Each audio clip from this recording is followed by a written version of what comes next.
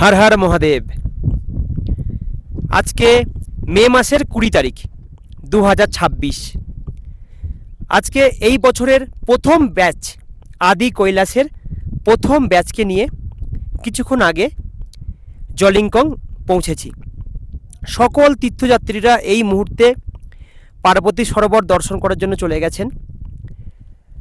এই অবসর সময়ে জলিংকং থেকে কিছুটা দূরে আদি কৈলাসের সামনে বসে আপনাদের কিছু কথা বলতে চাই। এই তীর্থযাত্রার সারা বছরে 4 থেকে 6টি আদি কৈলাসের প্রোগ্রাম হয়। যারা ভাবছেন এত উঁচুতে এত উচ্চতায় গেলে হয়তো সমস্যা হতে পারে, তাদের আমি নিশ্চিন্ত করছি, একটু শারীরিকভাবে সক্ষম থাকলেই আপনারা খুব ভালোভাবে আদি কৈলাস দর্শন করতে পারবেন। অনেক উঁচু, অনেক দুর্গম রাস্তা, কিন্তু ব্যবস্থাপনা ভালো থাকে। এই মুহূর্তে এমন কিছু যে ঠান্ডা আছে এই মুহূর্তে তেমনটা কিন্তু নয়। 16,000 ফুট উচ্চতায় হ্যাঁ, নিঃসন্দেহে ঠান্ডা হাওয়া ভালো রকম আছে, ঠান্ডা হাওয়ার দাপট ভালোই আছে। এই বছর বরফ তুলনামূলক একটু কম পড়েছে।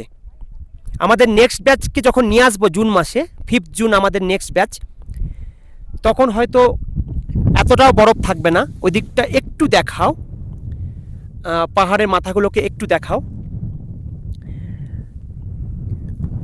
জুন মাসে একটু হলেও বরফ তো কিছুটা কমবে। তো যেটা বলছিলাম যে আমাদের পূজার বুকিং কিন্তু শুরু হবে জুন মাস থেকে।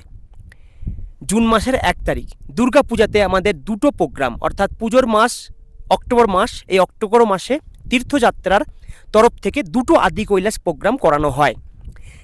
যারা পিং করে রেখেছেন বা যারা নাম লিখিয়ে রেখেছেন মৌখিকভাবে, যারা বলে রেখেছেন, তাদের প্রত্যেকে বলবো জুন মাসের 1 তারিখ অবশ্যই কিন্তু আপনারা নাম নথিভুক্ত করে নেবেন, বুকিং করে নেবেন। কারণ আদি কৈলাস যাত্রায় আমাদের কিন্তু প্রচুর চাপ থাকে। আমাদের এবারে আমরা নিয়ে এসেছি, এই ফার্স্ট ব্যাচে নিয়ে এসেছি 45 জন। 5 জুন আমরা নিয়ে আসবো 52 জন।